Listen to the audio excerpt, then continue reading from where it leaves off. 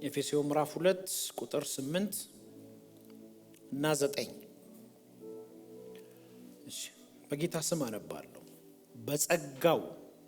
ጸጋው በእምነት አድናችኋልና ይህም የእግዚአብሔር ስጦታ እንጂ ከእናንተ አይደለም፣ ማንም እንዳይመካ ከስራ አይደለም። የዛሬ ትምህርት የጠቅለል ሲል ከኔ ጋር ነው። በአንድ ስነ መለኮት ትምህርት ቤት ውስጥ አስተማሪው መጣና ለተማሪዎች ለሁሉም ወረቀት አደላቸው፣ እስክሪፕቶና ወረቀት እና በአንድ በኩል ስለ ኢየሱስ በአንድ በኩል ስለ ሰይጣን ጻፉ ብሎ እና ብዙዎች ጻፉ። አንድ ልጅ ግን እየጻፈ ሉኩ ሞላበት፣ ሰዓቱም አለቀ። ስለ ሰይጣን ሳይጽፍ በዚህም ሞላበት እና ለምንድነው ስለ ሰይጣን ያልጻፍከው አለው። ስለ ኢየሱስም ጊዜ አልበቃኝም አለ። የዛሬው ትምህርት ይሄ ነው። አማኝ ስለ ኢየሱስ ነው የሚያወራው። አሜን፣ ክብር ለኢየሱስ ይሁን። ስለ ፎርጂድ ነገር ጥሩ ነው ማወቅ፣ ግን ጊዜ የለንም። ስለ ኢየሱስ ራሱ ጊዜው ብዙ ነው። አሜን ነው።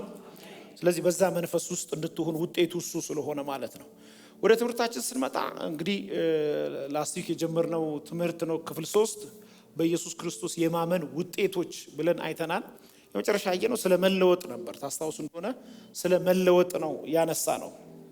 መለወጥ የሚለው ቃል በሚልና የተለወጠ ይለውጣል፣ ያልተለወጠ አይለውጥም። ለመለወጥ አስቀድሞ መለወጥ ነው፣ እሱ ወሳኝ ሆነ።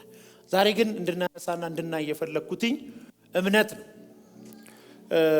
እምነት ጌታ ኢየሱስ ድነትን ለመፈጸም በመስቀል ላይ የሰራውን በአእምሮ መረዳት ብቻ ሳይሆን ለመዳን በቂ መሆኑን በማመን ሙሉ ለሙሉ በክርስቶስ ስራ ላይ መደገፍ ነው። ይህ እምነት የሚያድን እምነት ነው ይላል። ምን ማለት ነው? የኢየሱስ ክርስቶስ የመስቀል ስራ በሚሊዮን የሚቆጠሩ ሰዎች በአእምሮ ያውቁታል፣ አልተጠቀሙበትም። እኛም አንዳንድ ጊዜ እንደዚህ አይነት በሽታ ያጋጥመናል። ስለ ኢየሱስ ክርስቶስ ስለ እምነት ስናስብ ጌታ ኢየሱስ ድነትን የሰራው እምነት ላይ እንደሆነ እናውቃለን። የሰራውን ስራ ግን በአእምሮአችን ነው የምንረዳው። ግን የእምነት እዚህ ጋር እንደሚያሳየው በአእምሮ መረዳት ብቻ ሳይሆን በቂ መሆኑን ምን እምነት ብቻ። እስቲ አንድ ሰው እምነት ብቻ ይበል። ለመዳን የምትጠቀሙበት ብቻ ሌላ የማይጨመርበት እምነት ብቻ ነው። ሰው ከእግዚአብሔር ጋር የሚታረቀው በእግዚአብሔር ቤት የሚኖረው ቀጥላለሁ ከእግዚአብሔር የሚቀበለው የተቀበለውን ለሰዎች የሚሰጠው የሚጠቀምበት ብቸኛ መሳሪያ በመንፈሳዊ ዓለም ውስጥ እምነት ይባላል። እምነት መዳኛ መንገድ ብቻ አርጋችሁ እንዳትቀበሉት። ከእግዚአብሔር ጋር ስትኖሩ ከእግዚአብሔር የምትቀበሉበት ሲስተምም ጭምር ነው። ለምሳሌ ወደ ኤርፖርት ስትሄድ ሲስተም አለ። ከኤርፖርት ለመውጣት የፈለገ ባለስልጣን ልጅ ብትሆን መሻገር አትችልም፣ ሲስተሙ ስላለ። ከእግዚአብሔር የተሻለ ብትወደውም መቀበል የምትችለው በእምነት ነው። ከእግዚአብሔር የሚመጣ የትኛውም ነገር መቀበያ መንገዱ እምነት ነው። ለምን መሰለህ? እምነት ክርስቶስ በመስቀል ላይ የሰራው ሰው ልጆችን ለማዳን ዓለምን ላይ ያለው ፍጥረት ለማዳን ብቸኛ ሰርቶ የጨረሰው በእምነት ነው፣ በስራ አይደለም። መዳን በስራ አይደለም፣ በእምነት ነው። በእምነት ብቻ ብቻ ፕሊዝ በስራ ጭምረ በእምነት ምን ብቻ። ሰው ከእግዚአብሔር ጋር የሚታረቀው በምን ብቻ? በእምነት ብቻ። ከእግዚአብሔር የሚቀበለው በምን ብቻ? ማገልገል የሚችለው በምን ብቻ? በእምነት ብቻ። እግዚአብሔር በክርስቶስ ኢየሱስ የሰው ልጆችን ለመታረቅ የጨረሰው በመስቀል ላይ በእምነት ብቻ። ስለዚህ አማራጭ መጠቀም አንችልም። እግዚአብሔርን ማስደሰት የምንችልበት መልካም ስራ የለንም። እግዚአብሔርን ማስደሰት የምንችልበት ዜማ የለንም። እግዚአብሔርን ማስደሰት የምንችልበት ስብዕና የለንም። የእግዚአብሔር ልጅ መሆን የሚችል ጥሩ ሰው በምድር ላይ የለም። ቢኖርም ልጅ መሆን አይችልም። የእግዚአብሔር ልጅ መሆኛ ብቸኛ መንገዱ እምነት ይባላል። ሲድገሙና እምነት ብቻ በሉ። ይሄ ለልጆቻችሁ የምትሰጡት ነው። ብዙ ጊዜ አሁን እምናችሁን ነገር ፕሮቴስታንቱ በከፍተኛ ጉልበት ነው የሚያምነው። በከፍተኛ ጉልበት እምነት ምን ብቻ ምን ለማድረግ ለመዳን የሚጠቀምበት በፕሮቴስታንቱ ዘንድ ታች ድረስ መሄድ ትችላላችሁ። እምነት ብቻ ነው የሚጠቀመው። የሚገርማችሁ ነገር በእምነት ድነው በእምነት መኖር ያልቻሉ ግን በጣም ምስኪን ህዝብ ፕሮቴስታንት ነው። በእምነት ከእግዚአብሔር ጋር ተታርቋል። በእምነት የዘላለም መንግስት ወርሷል። በእምነት ስሙ በሕይወት መጽሐፍ ላይ ተጽፏል። በእምነት ይዘምራል። በእምነት ቃል ይሰማል። ኢቭን ሲቃወም ይገርሽ በእምነት ነው የሚቃወመው። በእምነት ግን ሀብታም መሆን አልቻለም። ስቲል እስካሁን በከፍተኛ ቁጥር በኪራይ ቤት የሚኖር ህዝባችን ፕሮቴስታንት ህዝባችን ነው። ደግሞ ጥቅስ አያጣም። በሰማይ ቤት አለኝ ይላል። ኢየሱስን ከሰጣችሁ ሌላውን እንዴት አብልጦ ይሄን መስበክ ራሱ በቀደሙት በወንጌል አማኞች ውስጥ የብልጽግና ወንጌል ተብሎ ድህነት ለኛ የተሰጠ የጸጋ ስጦታ እስኪመስል ድረስ ተቀብለነው ተቀባብለነው አቀባብለን እየኖርን ያለነው። የተመታ ይሁን ሲበደም አሜን በሉ። በጣም ከባድ ለሰው ልጆች በተለይ ለተማሩ ሰዎች ከባድ ምንድነው ብላችሁ ብትጠይቁኝ አምኖ መዳን ነው። ለምሳችሁ ለሰው ከባድ የሆነው ሰርቶ መዳን ነው ሰው የሚያውቀው። እንግዲህ ማክሰኞ ስለሆነ ትረዱኛላችሁ። ከስራም ነው የመጣሁት። ሰው በጣም ከባዱ ነገር ምንድነው ብላችሁ ብትጠይቁኝ አምኖ መዳን አይችልም። ሰው አምኖ የእግዚአብሔር ልጅ መሆን አይችልም። ሬዮኒስ ጥሩ ነገር እንኳን ይኑረኝ እንዲያው አቦ ስላሴ እዛ ሳልሄድ የሆነ ሳላበላ የሆነ መጨመር አምኖ መዳን ለሰው ከባድ ነው። ለጴንጤ ቀላል ነው። አምኖ መዳን የሆነለት ህዝብ ግን አምኖ መበልጠግ አልቻለም። ይጠራጥ አምኖ መነገድ አልቻለም። አምኖ ነገሩን ማባዛት አልቻለም። በከባድ ፍርሃት ውስጥ ያለ ተጠቂ ኢትዮጵያዊ ጴንጤ ነው ያለው። በከፍተኛ ቁጥር በእግሩ የሚሄድ ታውቃላችሁ ጴንጤ ነው። ኢትዮጵያ ውስጥ ያሉ ከፍተኛ ትልልቅ አገልጋዮች አሁን እንጂ ሲቀደሙትን አገልጋዮች በጣም ከተባረኩ ከአንድ ቤት ከአንድ መኪና አልዘለሉም። አጋንንት ሲያስወጡ ህዝብ ሲያስተምሩ ለሚሊዮን አባት ሆነው በችግር በሰቆቃ እንደዛ ማለፋቸው ራሱ ለኛ ክብር ይመስለናል። ማጣት ክብር የሆነበት ህዝብ ጴንጤ ነው። እኔ ዛሬ ይሄን አስተምራለሁ። የከበረው ነገር እጃችሁ ላይ አለ። ተወጣላችሁ፣ በእምነት ይሳካላችኋል። ማን ነው በደንብ አሜን የሚለኝ? ስለዚህ በአእምሮ መረዳት ብቻ በቂ አይደለም። በቂ የሚሆነው በማመን ሙሉ በክርስቶስ ስራ ላይ መደገፍ ነው። ለምሳሌ በክርስቶስ ስራ ላይ መደገፍ ማለት ሰላም የምን ማለት ነው? እሱ ስለኛ ደሃ ሆኖ እኛ ምን አረገን? አልሰማው ምን አረገ? ሁለንተና የብልጽግና እኮ ነው። ፓርቲ አይደለም ይሄኛው ብልጽግና አይደለም። ሁለንተና የብልጽግና ነው። የአስተሳሰብ ብልጽግና፣ የንግግር ብልጽግና፣ የእሳቤ ብልጽግና፣ በፋይናንሻልም ራሱ ሰስቴን የምናረግበት ቤተክርስቲያን ድሃዎች መጥተው የሚመገቡባት፣ እናት አባት የሌላቸው ልጆች የሚማሩባት፣ ተማሪ የምታስተምርበት፣ የወደቁ ድሃዎች መጥተው የሚረዱባት ቤተክርስቲያን ላይ ሰው መምጣት አለበት። ድሃ መምጣት አለበት። ሀብታም ቤተክርስቲያን ሀብታም ምዕመን ያላት ናት። የቤተክርስቲያን ገንዘብ ኬት ይመጣል? ከህዝብ ወር ይመጣል። ሁለንተናዊ ብልጽግና ተፈቅዶልናል። ለምን? እሱ ስለኛ ምን ሆኗል? ድሃ ሆኗል። አባቶች ሐዋርያቶች መርከብ የነበራቸው ናቸው። ባለጠጋ የነበሩ ናቸው። በጌንሳሬጥ ባህር ዳርቻ ላይ ከፍተኛ የአሳ ማምረት ካምፓኒ ነበረው እኮ አይደል? ማን ነው ስሙ? ጴጥሮስ። መርከቦቹ እኮ ለዚህ የተሰሩ ናቸው። ከባድ ልምድ ነው የነበረው። ሙሉ ከተማን የሚመግብ የአሳ ቦታ ነበረው። ትተው ነው የሄዱት። ሀብት ነው ትተው የሄዱት። ቤተሰብ የሚያስተዳድሩበትን ቦታ ነው ትተው የሄዱት። ዝም ብሎ ቦታው የሚገኝ አይደለም። መረብ ነው ጥለው የሄዱት። ታንኳ ነው ጥለው የሄዱት። ታንኳ ዝም ብሎ የሚገኝ አይደለም። ነበራቸው። እግዚአብሔር ቤተሰቦች በሄዱበት አላጡም። የተትረፈረፉ ነበሩ። መከራ የተቀበሉት ስለ ወንጌል እንጂ ስለ መራብ ስለ መጠማት አልነበረም። እኛ ጋር አንድ አገልጋይ ቀረብ ብለህ ስለ ወንጌል የከፈልከው ሲባል ረሃብ ነው የሚለው። እኔንም ጭምር ተርቤ ስለማክስ ጫማ ብዙ። እግዚአብሔር ቤተሰቦች አስረግጬ የምነግራችሁ ግን ዋናው እምነት ለዚህኛውም ይሰራል። ክብር ለጌታ ይሁን። ስለዚህ በክርስቶስ ስራ ላይ ስራው በቂ ነው። እኛ ሌላ ስራ መጨመር አንፈልግም። የክርስቶስ ኢየሱስ ስራ በጣም በቂ ነው። በጣም በቂ ነው። ከጎናቸው የተሰራልኝ ይበቃኛል በሉት። ሌላ ገድል አያስፈልገንም። ሌላ ገድል ነው የሚሆንብን። ሌላ ገድል እከተላለሁ ካል ገደል ሆኖ ቁጭ ነው የምትለው።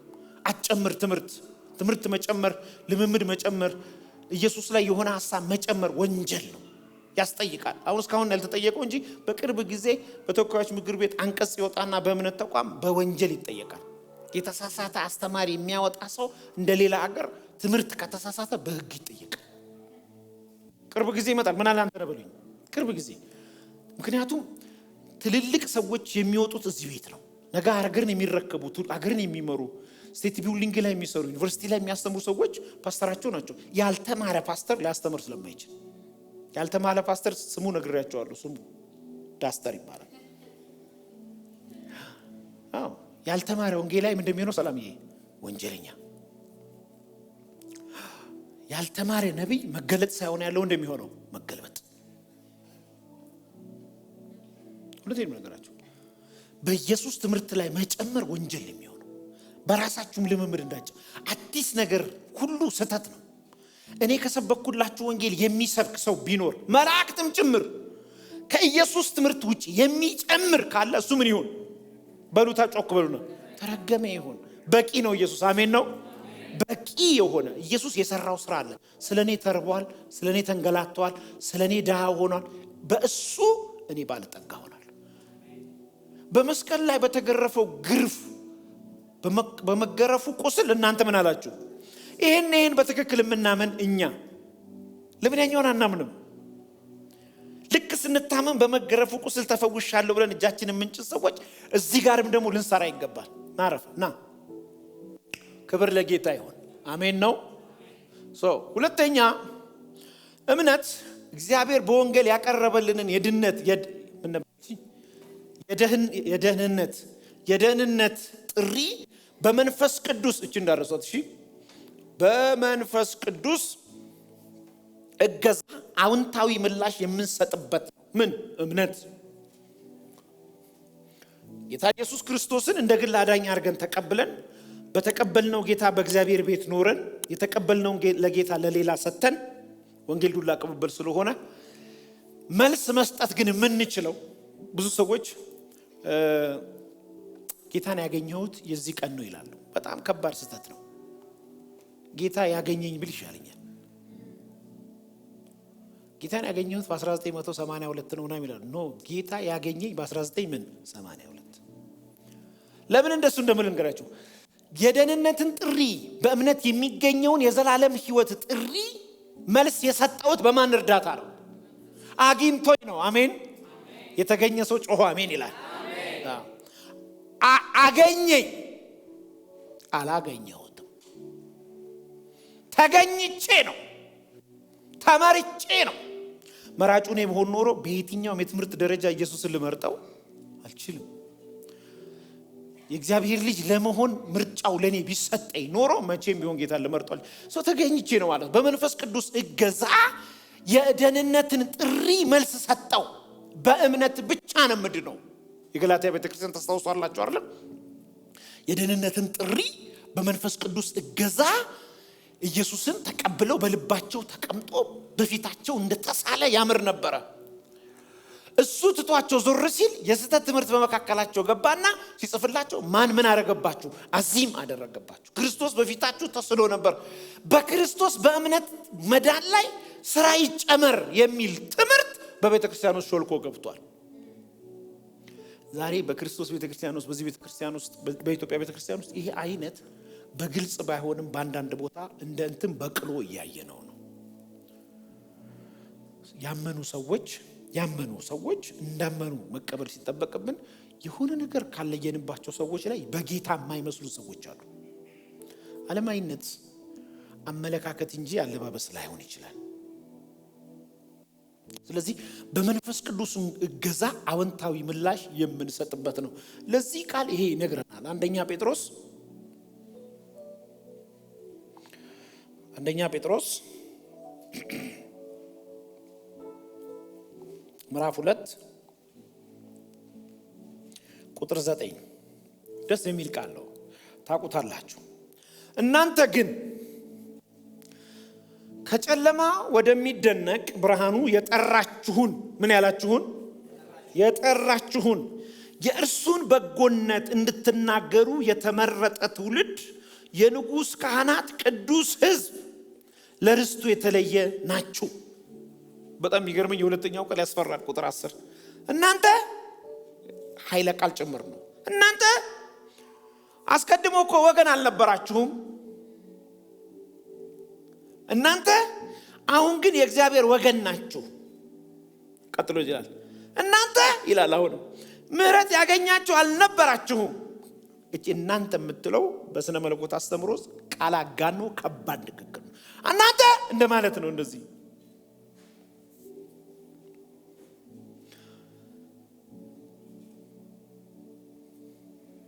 እናንተ ምሕረት ያገኛችሁ አልነበራችሁም፣ አሁን ግን ምሕረትን አግኝታችኋል።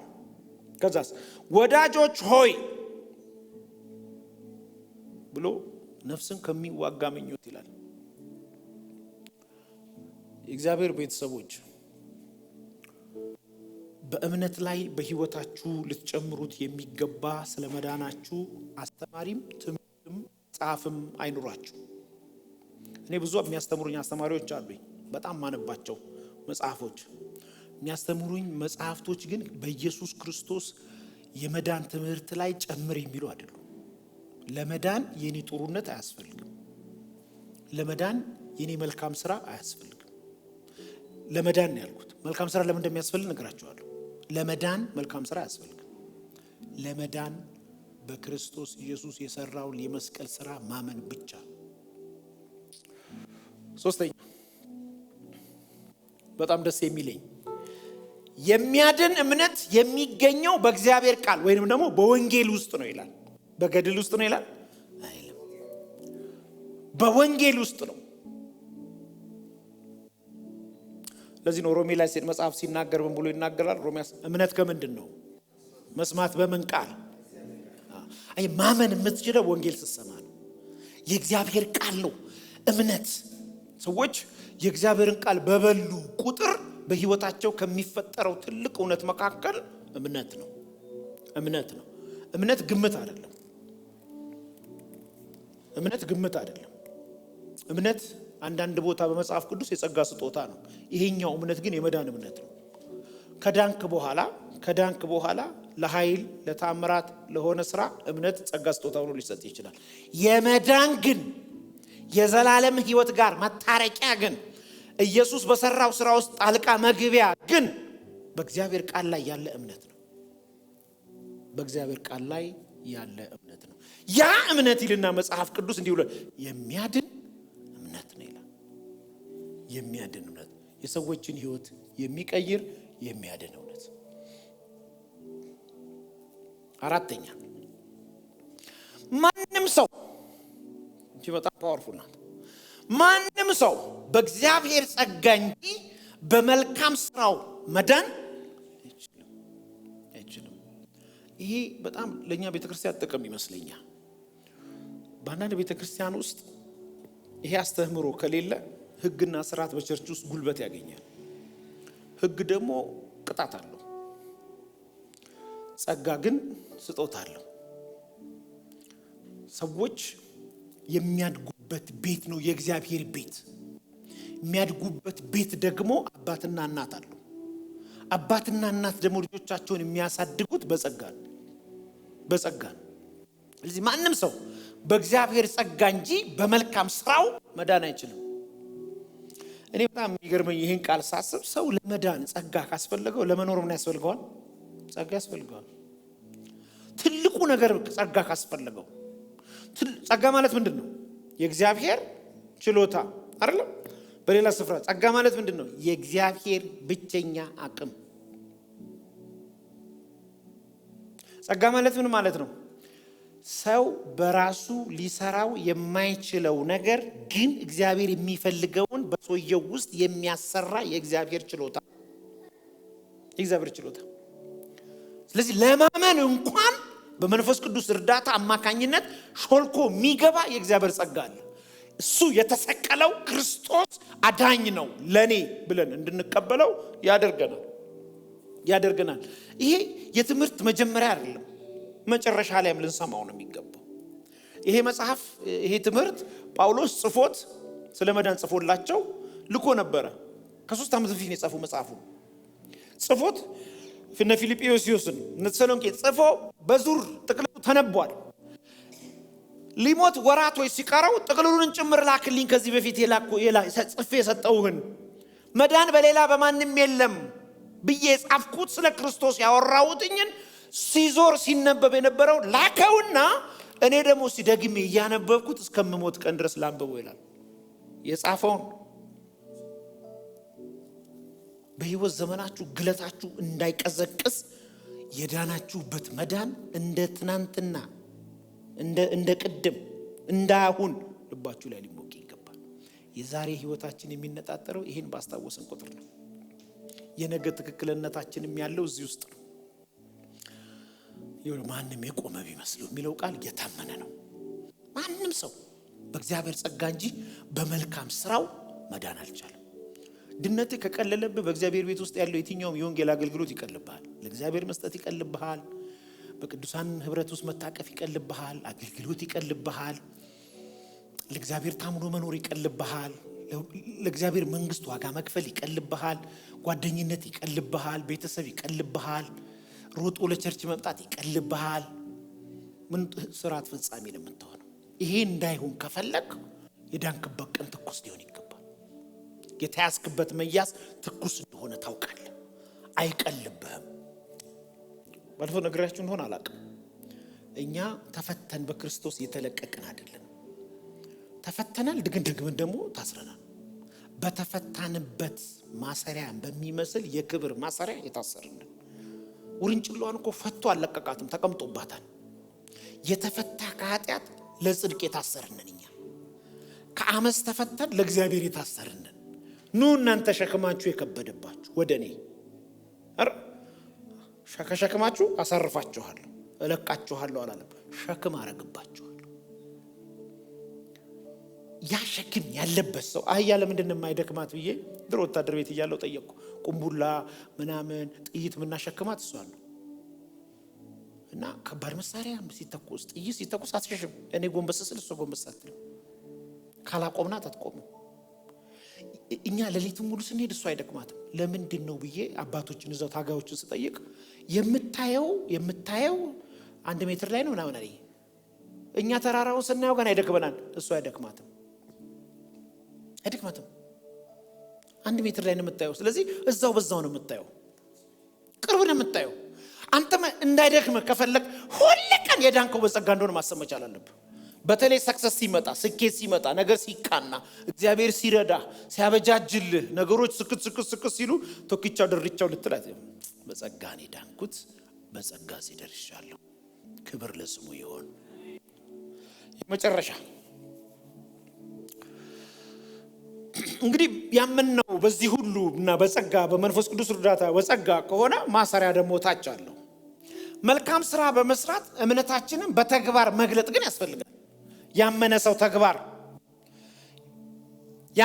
ተግባር ምንድነው? ያማይ መገለጫ ምንድነው? መልካም ስራ። በመልካም ስራ የዘላለም ሕይወት አናገኝም። በመልካም ስራ የእግዚአብሔር ልጅ አንሆንም። ስላመንን ግን መልካም ስራ እንሰራለን። በሌላ አማርኛ ለሰዎች የምንቆረሰው ለመጽደቅ ሳይሆን ስለጸደቅን ነው። ደግሞዋለሁ። ለሰው የምንሰጠው ለተራበ የምንሰጠው ለነፍስ ይሆናል ብለን አይደለም፣ ነፍስ ስላለን ነው። በሰጠህ ጊዜ በመቃብር ውስጥ መብራት ይሆንልሃል የሚል ትምህርት አለ። ተምረው እንደሆነ አላውቅም። ሀብታሞች ይሰበስቡና ለድሃ ያበላሉ። ለምን እንደው ሲባል በመቃብር ውስጥ ብርሃን እንዲሆናቸው። ይሄ አባቶች ቆመው በሺዎች መድረክ ላይ የሚነገረው።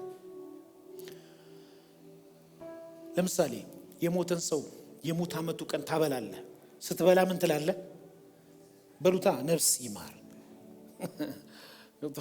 በጣም እንዴት አዚም እንዳደረጉብን እኮ።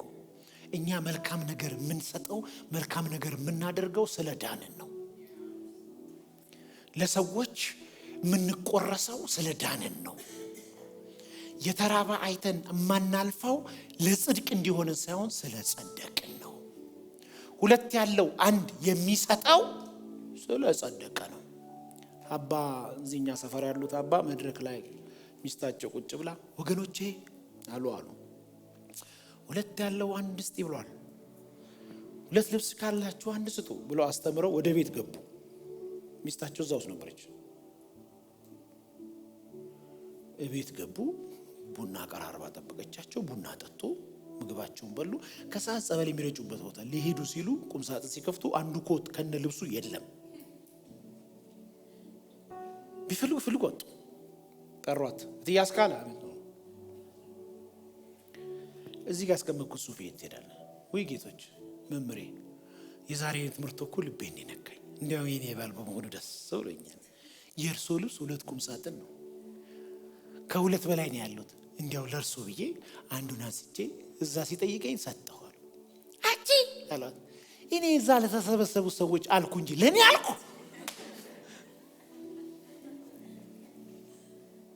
ከባድ ነው። ጸጋ ከሌለ መስጠት ከባድ ነው። ከባድ ነው። እኛ ቸርች አንድ ሰው እየነበረ በጣም ሀብታም ነው፣ ኢንጂነር ነውና ድሮ የቤተክርስቲያን ሽማግሌ የሚደረገው ራስ እኛ እንዴት ተሳሳተ ነው። የቤተክርስቲያን ሽማግሌ የምናረጋቸው ሰዎች ድሮ የባንክ ማናጀር፣ ኢንጂነር ምናምን ነው። ሰውየው የሆነ ጣል ያለ ከትምህርቱ ጎን ስም ከሌለው በታምር ሽማግሌ አይሆንም።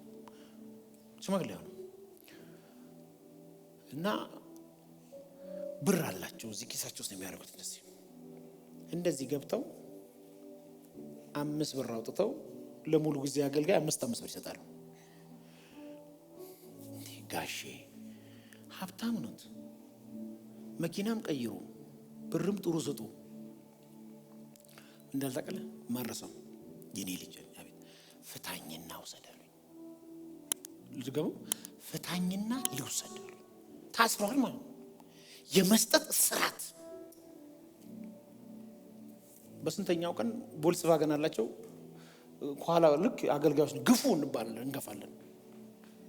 የእሳቸው ቮልክስቫገን ለምንድን ነው መኪና መቀየሩት? ሀብታም ቀይር አላለኝማ። በስንተኛው ቀን ደግሞ ቀይረው አገኘ። ቀይር አለኛ። በህይወታችሁ ላይ ለምታደርጉት ለየትኛውም ነገር ሲድ እንጂ ዘር እንጂ የሚበቅል ጉዳይ እንጂ ተመልሶ የሚሰጣችሁ እንደሆነ በማወቅ እንጂ የምትሰጡት ነፍስ መንፈሳችሁ ላይ የሚያመጣው ለውጥ የለም። ነፍሳችሁ ድኗል፣ መንፈሳችሁ ድኗል። ነፍስ በጊዜ ሂደት በፕሮሰስ የተጠቀጠቀባት አመጽ በትምህርት በካውንስሊንግ በምናምን ይነቀላል። ሰው ግን በህይወቱ ሲፈጠር ከእግዚአብሔር መንፈስ ስለሆነ መንፈሱም ስለሆነ የሞተው በመንፈስ አማካኝነት ነፍስ ሞታለች፣ በነፍስ አማካኝነት ስጋ ሞቷል። ነፍሳችን ድኗል። አሁን ስጋችን በመሞት አማካኝነት ቤዛነትን ይቀበላል። ነፍሳችንስ የብዙ ኃጢአት በውድቀት እየታረመች እየተስተካከለች እየተመከረች ነፃ እየወጣች ትቀጥላለች። ጌታ እስኪመጣ ወይኛ እስክንሰበሰብ ነፍሳችን ላይ የሚጨምር ደግነት ግን የለም። ነፍሳችን በእምነት ድኗል። አሜን ነው። እስቲ በደንብ አሜን። ስለዚህ በህይወት ዘመናችሁ ለመታየት ለአንቱታ ብላችሁ ለክብር ብላችሁ የምታረጉት ነገር አይኖር። ምንም አያስፈልግም። ለምትሰጠው ቀኝ ግራ አይ ሰዎች ስትረዳ ሰብሰባ ገርዳ። ቅርብ ቀን አንድ ሰው አናገረኝ። ዛሬ እንዲያውም ስብሰባ ላይ ያነሳሁት ነበር። ጠራን፣ እኔና አብሮኝ የሚሰራ ሰው እንደዚህ ያለ ነው። ወዲያው ቼክ አወጣና እያየሁት ነው። ደግሞ በጴንጤ ነው። በጣም 1 ሚሊዮን ብር ነው የጻፈው። 1 ሚሊዮን ብር ሰጠ። እንዲያውም ልጨምርላችሁ ብሎ 700,000 ብር ጨመረ። 1 ሚሊዮን 700,000 ለስራ ነው።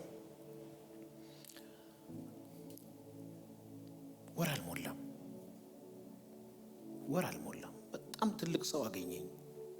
ናና አለኝ። ምን ነክቷችሁ ነው አለኝ። ምን አልኩት? እንዴት እንደነዚህ አይነት ሰው ገንዘብ ትቀበላላችሁ? መንግስትን ለማስደብ ነው? በጀት አጣችሁ ምናምን ብሎ ማን ነገረ? ራሱ እከሌ ያውቋል። አረ ራሱ እኮ ነው። በቃ እንዲህ ፕሮጀክት አለ ስንለው እንዴ እኮ እኔ ራሱ ጆሮ ሰጥቼ ልሰማው የፈለኩት አንተን አለ የሚል ስለሰማው እንጂ ከሌላ ሰው ቢሆን ኖሮ ሰውየውን አላምነውም ነበር አለኝ። ለምን እንደማታምነው ስለው ወሬኛ ነው አለኝ። መስጠት ዝና መስጠት ወሬ ካመጣው አጋ ያለው ፉርሽ ነው። ዘርም አይሆንም፣ ሲድ አይሆንም። ስትሰጡ ዝርት ከፍቅር በስተቀር ዳል ሊኖርባችሁ አይገባም። አያጸድቃችሁ፣ አያከብራችሁ። በህይወት ዘመናችሁ የምታደርጉት መልካም ነገር አንድ ብርጭቆ አንድ ጥቅል እንጀራ ምንም የምትሰጡት ነገር ለእናንተ ቤት ተመልሶ በዘር መልክ ሊመጣ ይችላል እንጂ ነፍሳችሁ ላይ ብዙ ደግ ከእናንተ የበለጡ አሉ፣ ገሃነም ይገባሉ። ምንም ላደርግ አልችልም፣ ትምህርቱ ነው የሚለው። በጣም ብዙ ሀብታሞች መኪና ለሰው ገዝተው የሚሰጡ ቤት ገዝተው የሚሰጡ ግን የዘላለም ሕይወት ጋር የተጣሉ ባለህ ዕውቀት ባለህ ገንዘብ በነገ በሚፈጠረው ነገር ከእግዚአብሔር ጋር ለመታረቅ አታስብ። ሕይወት ብቸኛ መንገድ ያላት በኢየሱስ ብቻ ነው።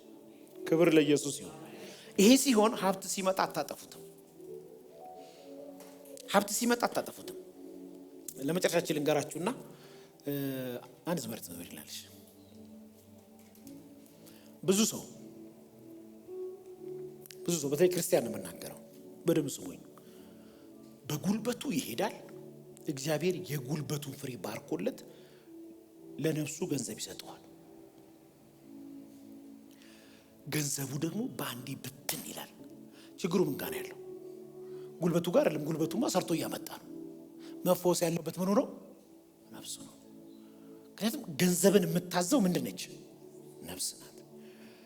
ገንዘቡ ጉልበት ሰርቶ አምጥቶ እጅ ከበተነው የሆነ አጋንንት እየተዋጋ ነው ነፍስ ላይ። እንደ ሰው ጧት ትወጣለህ፣ ትሰራለህ፣ ገንዘብ ታመጣለህ፣ አመታት ይቆጠራሉ፣ ጤንነት ተጠብቋል። በጉልበት ሄደ ላንተ ጊዜ አፈሩ ወርቅ ሆኗል፣ ግን የሚታይ ነገር የለም። የነፍስ እርግማን ነው ይሄ። ከጉልበት ጋር አይደለም ችግሩ ያለው፣ ነፍስ ጋር ነው ያለው። ይሄ ትምህርት ይፈውሳል። እምነትህን ትለየዋለህ፣ ነፍስህን ታወጣለህ። ከዛስ በጉልበት ሄደ ያመጣውን ነገር የተፈወሰ ነፍስ ላይ ይቀመጣል። ምን ማድረግ እንዳለብህ ታውቃለህ። ክብር ለኢየሱስ ይሁን። አንድ ጥቅስ ስጣችሁ። ፈርዖን በጣም እኮ ቢሊየነር ባለጠጋ ነው። ህልም አየ። ህልሙን ዮሴፍ ፈታለት። 7 የጥጋብ 7 የመከራ። ታዲያ እንዴት ነው መከራውን የምናልፈው? ህልሙን የፈታኸው አንተ። አሳልፈን መከራውን እኔ ይኸውልህ ከወንበሩ በስተቀር እዘዝበታለሁ። ያንድ በመከራ ሰዓት ላይ የፈርዖን መንግስት በጣም እኮ ባለጠጋ ነው የሆነው። በማን አማካኝነት? በዮሴፍ። ጌታ አምጥቶት በጉልበታቸው በሚሄዱ በግብፃውያን በእህል መጀመሪያ ሲሸጥላቸው ገንዘባቸው ሲጨርሱ በመሬት ገዛቸው። ከዛ ራሳቸውን ልጆቻቸውን ሁሉ ነው የገዛው በምግብ። አይ የተፈወሰ አይምሮ ነበረው። እንዴት ገንዘብ ሴቭ ማድረግ እንዳለበት ያውቃል። አንተ ግብፅን ሰጠኝ አድርጎ ረግጦ የገዛ ሰው እንደ ዮሴፍ አልነበረም። ሳልቬሽናችሁን ሌላ ነገር ጋር ታገናኙት። በጣም ብዙ ክርስቲያኖች ታዝቤ ያውቃለሁ። ትልልቅ እናንተ እዚህ ቤት እንኳን አይደላችሁ፣ በጣም ትልልቆች የሆነ ነገር ያደርጉና ነፍስ የሆነ እርክት ሲሉ ምናምን ያለው የሆነ መንፈሳቸው ሲነቅ ኖ ሀብት ሲበዛ ይላል መጽሐፍ ቅዱስ፣ በላተኛ ይበዛል የሚለው። በመስጠት የምትረካ ወንድም ካለ ይሄ ምልህ ትምህርት አልገባህም። አንተ በኢየሱስ በማመን ረክተሃል። በሌላ የምትረካ አይደለም። ተደስተሃል። ስላለህ ነው የምትሰጠው። ኃላፊነት ስላለብህ ነው የምትቆረሰው። ብለህ መሄድ አትችልም። እጅ ላይ ያለ የሆነ ነገር የተለየ ሰው ስሜት እንዳይሰማ እድል እንደደረሰ አስብ። እድል ደርሶኝ ነው የማደርገው። ከዛ አንድ ጓደኛ ለዚህ መጥቶ የሚያገለግልኝ ጋር ቸርች አዳነች ሰጠችው እና ቤቱን ገነባ እና ቸርች ውስጥ በቃ እንዲህ አይነት ብሎ በስክሪን ለቀቀው። 2 ሰዎች እኛን ገነባዋለን አሉ። ጌታ ይባርካቸው። ገነቡት። ወደ 20-30 ሚሊዮን ብር አውጥተው ቸርቹን ገነቡት። የምርቃት ቀን ህዝቡ ተጠርቷል። ሁለፊት ሁሉም አገልጋዮች ወንበር ሞሉት እና እሱ ሲመጣ ኦልሬዲ አገልጋዮች የተጠሩ መድረኩን ሞልተውታል። ቤቱን የሰራው ግን እሱ እንዴት እኔ አለ አቤት እንዴት እኔ ቶኪቻው ድርጬ ይሄን ገንብቼ ቴሌቪዥን ገጥሜ ሳውንድ ላይነር ገጥሜ ለአገልጋዮች ሳይቀረኝ ሱፍ አልብሼ እንዴት ለኔ አለ። የተለየ ስሜት ተሰማው። መጽሐፍ እንዲያው ፊተኛው ወንበር አትፈልግ ወደ ኋላ ሂድ ይላል። እነዚህ የመጡት አገልጋዮች ናቸው። አንተ ለመወለድ ምክንያት የሆኑ ሌሊትና ቀን ሳይፈልጉ ተመርጠው ቀንበር ተርፎ ላያቸው ላይ ተረግሞ ሲሉ ያደሩ ናቸው። ከባድ ስራ ማገልገል ነው፣ ማውራት ነው፣ መንፈስ ነው ሰንጥቆብህ የሚያልፈው። እዚህ የተጠሩ ሁሉ የኢትዮጵያ አብያተ ክርስቲያናት ህብረት አገልጋዮች ናቸው። ቢሮ ጠርቶ ጌታ ይወርቁ ስነ ስርዓት ያዝ። ገና ትናንትና ደህንነት አስተምሬ ያስጠመቁ የጥምቀት ልብስ ላይ ሳይደርቅ ፊተኛው ምርት ትፈልጋለህ? ያደረከው ለጌታ እንጂ ለኔ አይደለም። ሌላ ትምህርት ሰነፍ ይላል መጽሐፍ፣ ከውድቀቱ ይማራል ጠቢብ ግን ከወደቀ ይላል። ወድቀ ከምትማር ከወደቀ መማር ክብር ነው። አንዳንድ ሀብት እጃችሁ ላይ ያልመጣው ክብር የምትፈልጉ ከሆነ አይመጣም።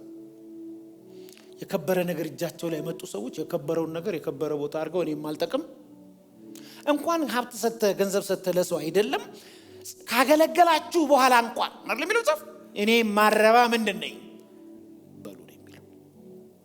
እኔ ነኝ እኮ ታሪኳን የቀየርኩት፣ እኔ ነኝ እኮ እንት ነው ይሄ ለበሰች እኮ ነው የገዛሁላት ነው የሚል መንፈስ የተወጋ የተጨፈጨፈ ይሁን። ክብር ለኢየሱስ ይሁን። የተለየ ሆኖ ባለን ነገር መታየት አይገባንም። አሜን ነው። ክብር ለኢየሱስ ይሁን። ገብቷችኋል ያልኩትኝ? ነፍሳችሁና አንሱታችሁ ነው። ከዛ አሁን የሚመጣ ሀብት አለ። ያ ሀብት ፈልጓችሁ ይመጣል። ከዛ በኋላ ማድረግ ያለባችሁን ቦታ ብቻ አይናችሁ ክፍት ይላል።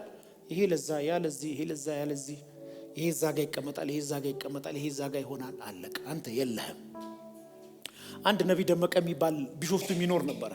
አልጋ ለመግዛት አለ እንደሜ ሲነግረኝ ነብይ ደመቀ ታውቃለህ 27 ዓመት ነው ቆብ የገባ ነው አለ። እኔና ሚስቴ ሰው 27 ዓመት አልጋ ለመግዛት ቆብ ይገባል?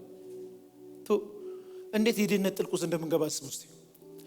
ይሄ ምስክርነት መስክሬ ያገለገልኩ እዚህ ነው። ቀበና ነው የሚያገለግለው። የዛ ጊዜ ቀበና ሄጄ ይገለገላለሁ። እሱ ሲያገለግል ወዳለሁ። አጋንንት ሲያስወጣ በተለይ በቃ ጌታዬ እኔ መቼ ነው የማስወጣው ብዬ ያን ዘመን አንድ ቀን ከአሜሪካን ሀገር የመጣ ሰውዬ ከኋላ ተቀምጧል። ምስክርነቱን የሰማሁት አገልግሎ ሲወርድ ሁሉም ህዝብ ሲንተስ እሱ ለጋር ድረስ በእግሩ ይሄዳል። ከየት ከቀበና ከማካሳንችስ የመጨረሻው ቁጥር ባስ ይዛትና ቢሾፍቱ ገብቶ ነው የሚያድረው። ሰውዬው በመኪና ሲከተል ሲያየው ቢሾፍቱ ሄደ። ቤቱ ገባስ የላቀን አገኘው። እንዴት ነው የምትኖረው አለ። ሰውዬው ትንሽ የሆነ ከአሜሪካ የመጣም አይመስልም፣ ግን ያገር የመጣ ይመስል ከጭሮ እንደዚህ የምኖረው እዚህ ነው የምኖረው። ሰውዬው ደግሞ እዚህ ሀገር እናትና አባቱ ሞተውበታል። 2 ቤት አለው ቦሌ ላይ። አንዱን ቤት በስሙ ነው የሰጠው። ተንፈስ አንተ ዝም ብላ። ሰውዬው እስካሁን አናውቀውም። ክብር ለጌታ ይሁን። አሁንስ ቢሆን ቢፈር አፍተር እኮ እንሰራለን። እኔ ቶኪሽ ቢፈር አፍተር እንሰራለን። ታዲያ እንዴት አንተ ላይ ሀብት ይገባል ይችላል? እንዴት ልጆች ይባረካሉ? በተሰጠ ነገር የተሻለ መሆን የተሻለ ሆነ መታየት አትፈልግ። የተሻለ ሆነ መታየት የምትችልበት ግን አድቫንቴጅ አለ በኢየሱስ። የተሻለ ሆነ መታየት ይቻላል። ደምቆ መታየት ይቻላል። ትልቅ ሰው ሆኖ መታየት በጣም ይቻላል። ግን በልብስ አይደለም፣ በመኪና አይደለም፣ በሀብት አይደለም፣ በኢየሱስ ብቻ። በኢየሱስ ምን ብቻ። ሌላው እግረ መንገድ ነው። ያሉ የነበራቸው የሉም፣ ያጡ ያገኛሉ፣ ያገኙ ያጣሉ። ሁሉ አሜን ነው። ይሄ ሲሆን ሀብት ሲመጣ መንገድ አትቀይርም፣ ባህሪ አትቀይርም፣ ቸርች አትቀይርም፣ ወንበር አትቀይርም፣ ቦታ አትቀይርም፣ መልክ አትቀይርም። እንዲህ ብለ ሰላም እንዳልክ እንደዛው ትጨርሳለህ። እንዲህ ብሎ ሰላም ያሉን ሰዎች የሆነ ነገር ሲያገኙ እንዲህ ብለውን አይተናል። አንድ አይነት መልክ። አሜን ነው። ይህን አገልግሎት ለመደገፍ ከስር ባስቀምጥ ነው የባንክ አካውንት እንድትጠቀሙና የወንጌልን ስራ አብራችሁን እንድትሰሩ እያልን ዩቲዩብ ቻናላችንን ሰብስክራይብ በማድረግ ፌስቡክ፣ ኢንስታግራም እና ቲክቶክ አካውንታችንን ፎሎ በማድረግ የጌታን ስራ እንድትደግፉ ጥሪ እናቀርብላችኋለን። ለበለጠ መረጃ በእነዚህ ስልኮች ተጠቅመው ይደውሉ። ተባረኩ።